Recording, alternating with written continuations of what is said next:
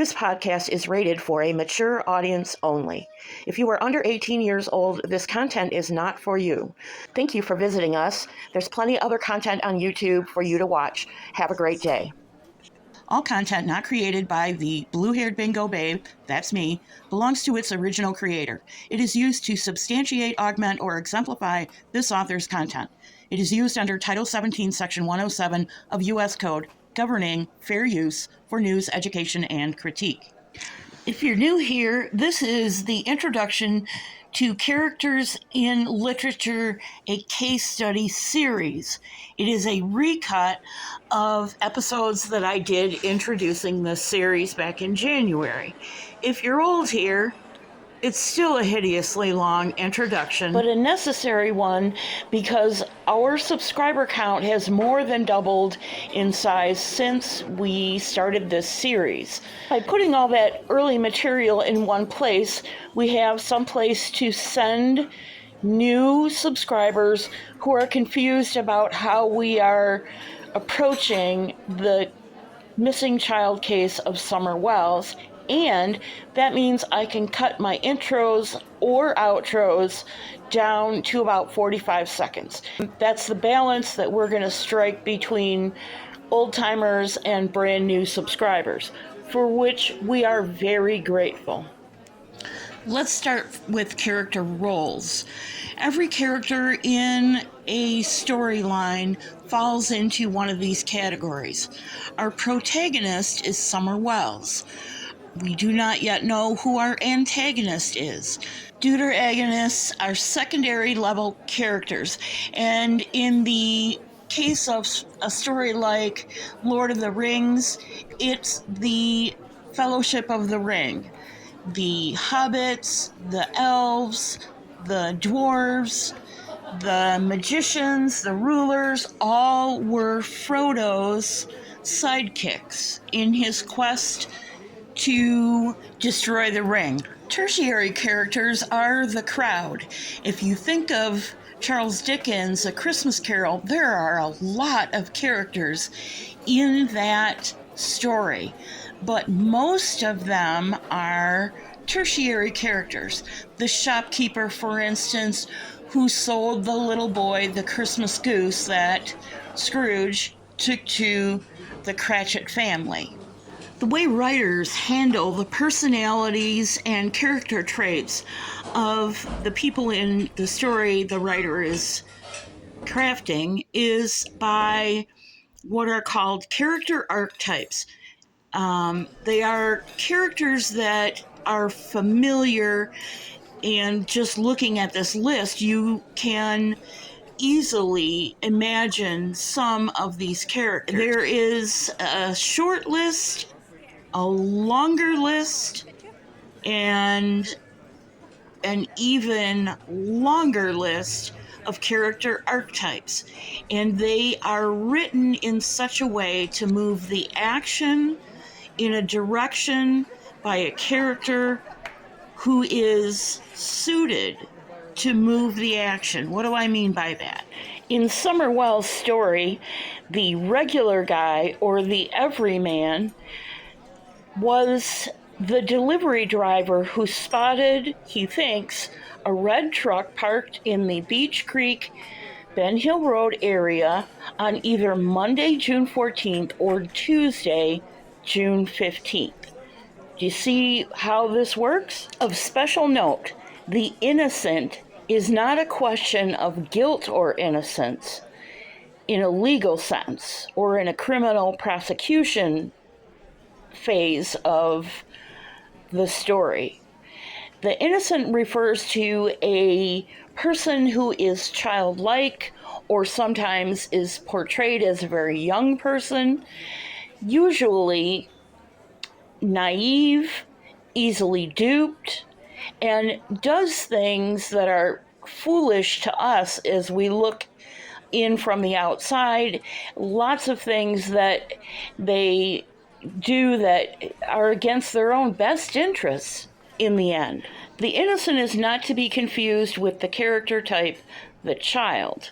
The child is a person who is in metamorphosis throughout the story. You see this particular character archetype start out one way, and as the story develops over time, the child character archetype transforms, acquires life experience, maturity, wisdom, and most of the time, these things are hard won through struggle, trial, and tragedy. But by the resolution of the story, the child has transformed themselves from a childlike character to someone who has conquered some vices and whose virtues are hard won. The child character was added specifically due to a discussion in comments recently where the commenter kind of, what do I want to say, in a complimentary way, set me back on my heels. That's just the truth. When the child character was brought up by the commenter, I had to actually sit back and think about it for a while and ask myself, is that true of the context of the discussion, and is it worthy of putting into this list? And I determined that it was, because I can think of a couple of people who fit the child character archetype. We can certainly say that by the time we come to resolution in Summer Wells' case, the middle Wells boy may very well fit this archetype like a glove. While we're here, let's talk about some other character archetypes. I've mentioned before the caregiver and how the caregiver may start out looking like just somebody who provides care to others, but in the end may end up being a benevolent ruler. And for my example for that, I'd like to propose Mother Teresa. When she started out, she was a novitiate just like every other nun. And by the time she passed away, she was revered by people of faith and people who have no faith or non-faith for her kind and charitable acts. And so she has earned her place in history as a benevolent ruler. And what about that ruler role? Well, there are generally three types of rulers. The benevolent ruler we've just talked about, the tyrant or authoritarian ruler, Mao Zedong comes to mind, Idi Amin comes to mind, and Cruella de Vil, for those of you who are cartoon fans. Cartoons can teach you a whole lot. The older ones, not so much the newer ones. And what do I need to say about the rebel? We already know, or we already have a concept, most of us, of who the rebel is. From James Dean to the Fonz to Paul Revere in our own American history. One if by land, two if by sea. Ran horses into the ground to get the word out that the American citizens who were not yet Americans needed to be on the lookout because the British were coming to invade and subdue this country, a country who did not want to be ruled by Mad King George. What about the confidant? Well, my favorite and probably the most currently, in current literature, the most prominent example is Samwise to Frodo. Samwise was part of the sidekicks, but Samwise went farther into Mordor with Frodo than anybody else did. And whenever Frodo was scared or thought that he didn't have the strength or the stamina to carry out his quest, Samwise was there to pick him up, dust him off, pull cobwebs off of him from that crazy spider thing, and keep him going so that he could finish his quest for the greater good, I might add. Most of you are familiar with magicians and sages. So they represent sometimes supernatural powers, sometimes wisdom beyond what human nature is commonly thought to display. They are the wise people and sometimes the teachers, but not always. Sometimes what looks like a wise teacher turns out to be a hidden antagonist. Heroes and anti-heroes are pretty self-explanatory. You all know what they are from modern literature and theater and anime and cartoons and so forth. What about the jokester/trickster? There's one person whose reputation, no matter who you ask, in the Summerwells story, fits this category. But that person is not the only person who fits this category. And it's a matter of carefully watching behavior and listening to monologues and Q&As to figure out who else fits this category. I'll give you a big clue. In classic literature, the jokester is always closely associated with the ruler. So think of a court jester.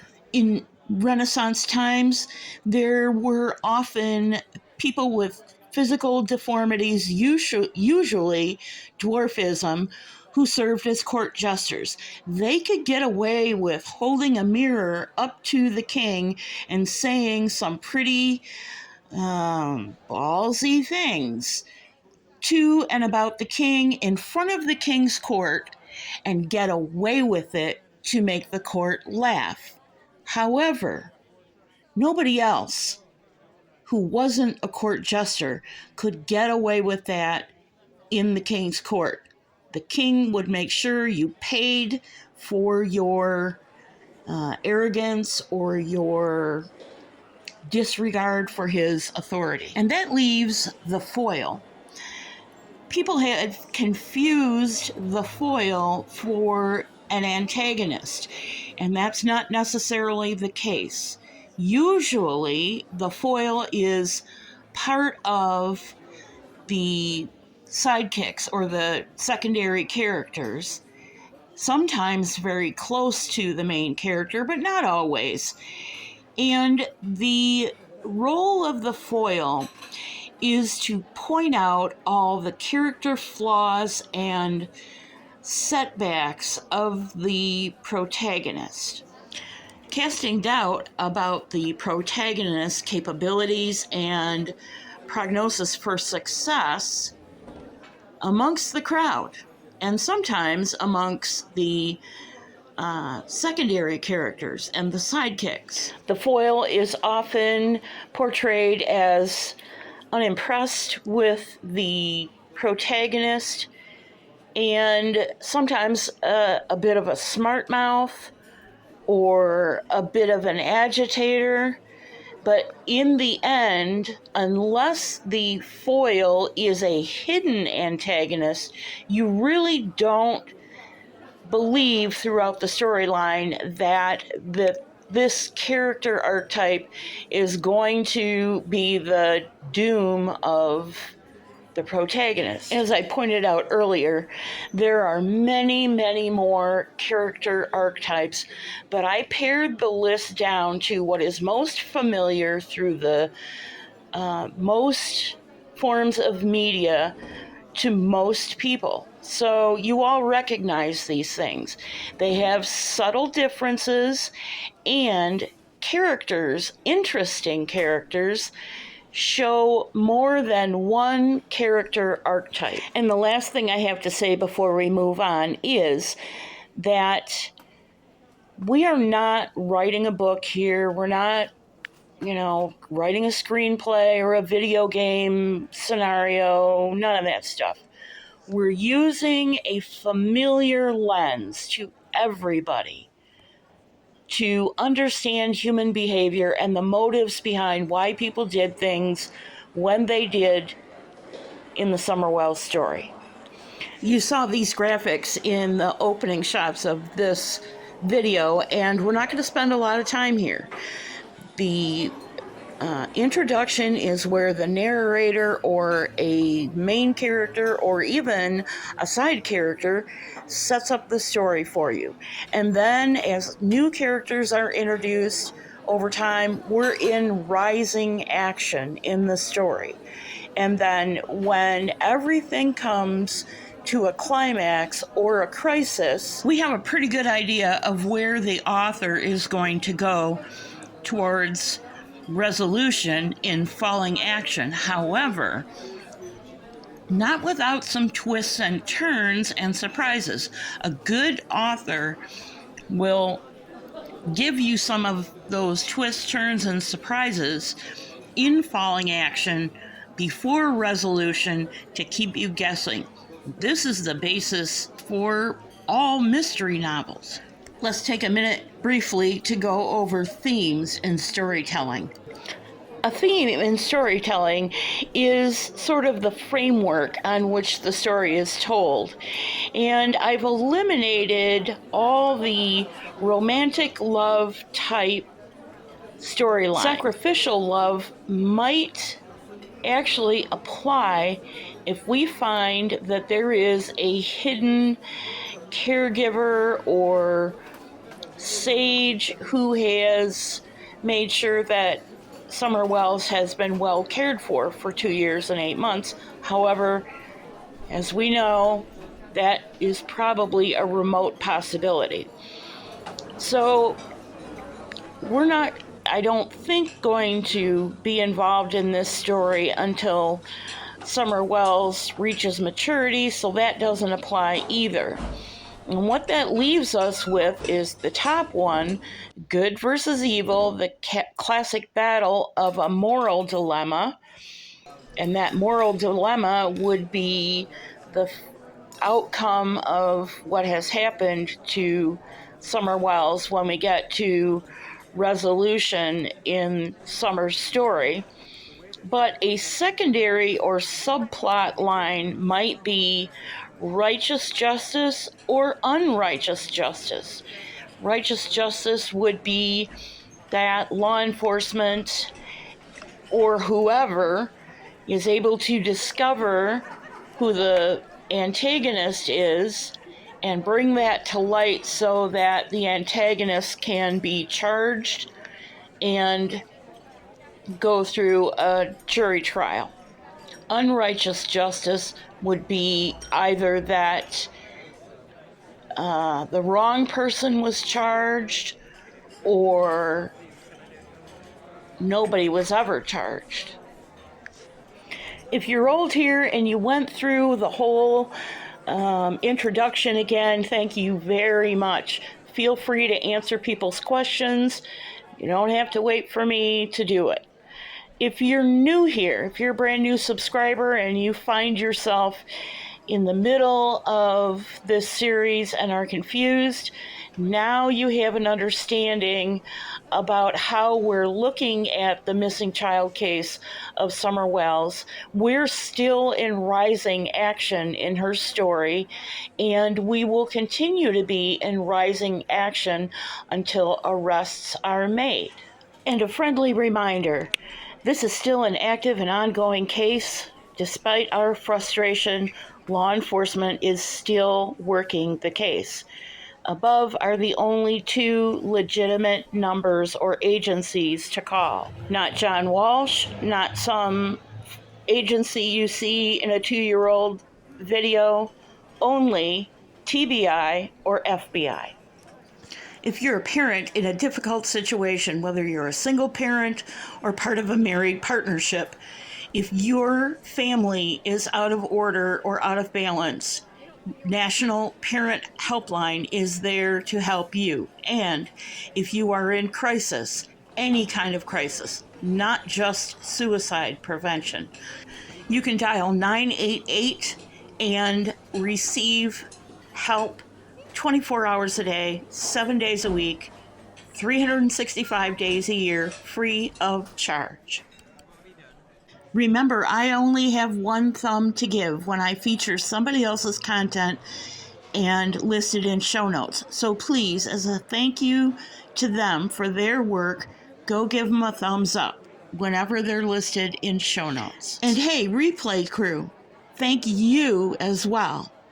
Sorry you couldn't be with us for whatever reason, but we'll be happy to see you again. And to those of you who joined me for this premiere, thank you again for your patience. God bless you, and I hope to see you as well real soon.